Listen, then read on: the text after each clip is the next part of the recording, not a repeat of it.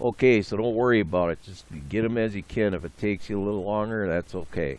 All right, now let's say this person here, William, is combo. So I put combo, and then say I'm taking check-ins, and I didn't hear who he's combo with right away. I got these other two guys. I got Jim in there, and then I've got Matt in Colorado in there. Let's say Matt is the second half of this combo. So I would go over here. I'd put combo, and then you can grab this number over here and move it up and put it right under. You can change positions on it. So in other words, you can move him up so the two combos are together.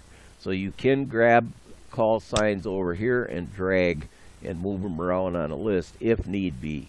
Okay, and also remember, I should have said this in the beginning, make sure you're in the manual station highlighter mode. And make sure that's turned on for sure, because it's not going to work right now. But if I click this number right here, this line will turn pink. But if I click anywhere else other than the number, it will not move. And you don't want it moving around, like I said. So that's how it works. And then when you get down to the bottom, if you want to, let's say you make a mistake, this one here is a mistake, you can delete the whole row, highlight the name, right click, and I always just go delete row. I take them out of there. If you make a mistake, you can right click, clear row. That leaves the row there, but it clears out the info, and you can put them back in. So you can go 8513. Excuse me, he's back in there. All right, losing my voice here a little bit. Okay, now I run the list. I take check-ins, and then I start running the list. I read the preamble and announce how many calls you're going to put in. Again, this is where I use my little notepad thing here, and say it's 2 calls. I go here and I copy 2 calls, and now I have that planted on the clipboard. I can paste it in there as many times as I want. I might do that 3-4 times in the beginning of the net, and just so everybody knows it's 2 calls. And I take check-ins at first I'll take them after every 10, and then I might go 10, 20, and then 35. I might stretch it out to 35.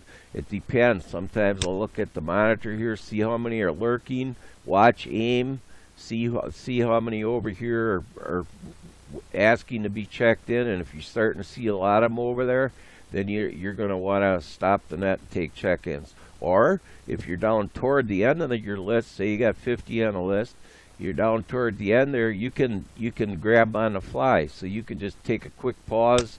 If William here is taking his turn and he's down toward the bottom there, and a guy wants to get checked in here, you can just say, okay, get William's done with his calls, and grab this guy on the fly and add him to the bottom of the list. And again, that's handy with that pink line staying put, because you go down here, you can add them to the bottom, and you're not going to be moving that pink line around, because everybody will wonder what the heck's going on if it's flying all over the page. And besides that, you lose your place. Okay, now when you get down toward the bottom, you get to the last one, you're going to want to take a look for last minute check-ins. That's what I usually do. And before I get down there, say I'm about 10 from the end, 7 to 10 from the end of the list, I will click here in the remarks column. I'll type last calls and hit my enter key. So I've got that set to go. And then I start doing this about 8 from the bottom. That's how I do it anyway. 8 or 10 or 6 or whatever. And then you start building your last call list. There again, excuse me, I use my little notepad thing here.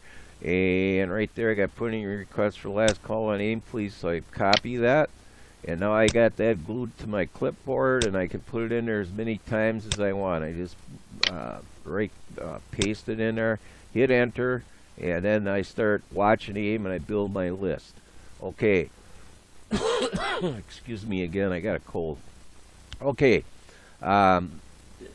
Then what we do here is, while you're running the list, you're going to also want to watch aim. Very important to watch aim.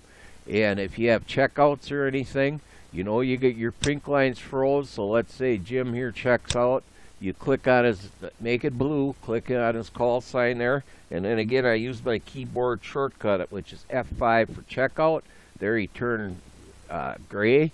And then when I go back down here, say William's making his call, and while William was making his call, Jim checked out, I can go up there and make him checked out. Then I just move that back down here. I click on William's call sign, so I keep track of where that blue is and the pink. But it's very easy to do once you get used to it. Say somebody, say you tried this guy here and he wasn't responding, you just click blue there, and not responding is F8. Click F8, you turn them in green. Then just move back down to whatever line you're on.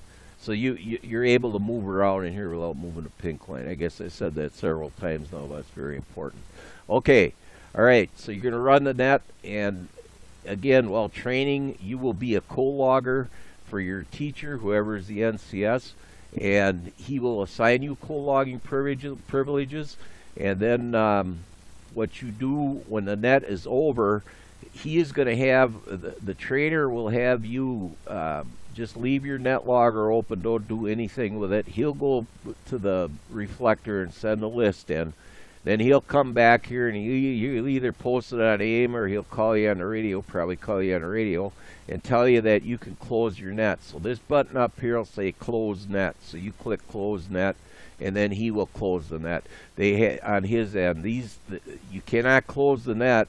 Once you close the net, the list is gone, so to say, and you can't send it to reflector. So the Netlogger has to stay open until you go and file your report, send it in the reflector, then close the net.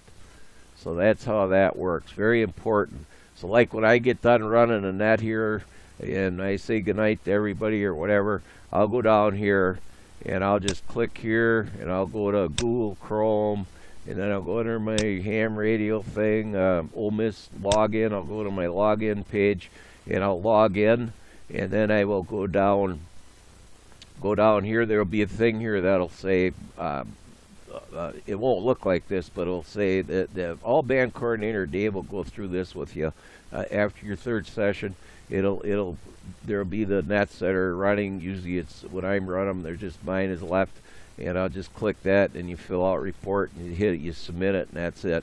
Then you can close this out, and then you can close the net after you file the report, sent in the list to the reflector, and then you're set to go. You can close it all out. Okay, that's about all I can tell you. This is kind of a quick and dirty videos here, and again, if I was stumbling around too much, I apologize, but I hope it's helpful, and I hope you have fun running Ole Miss nets. I know I do.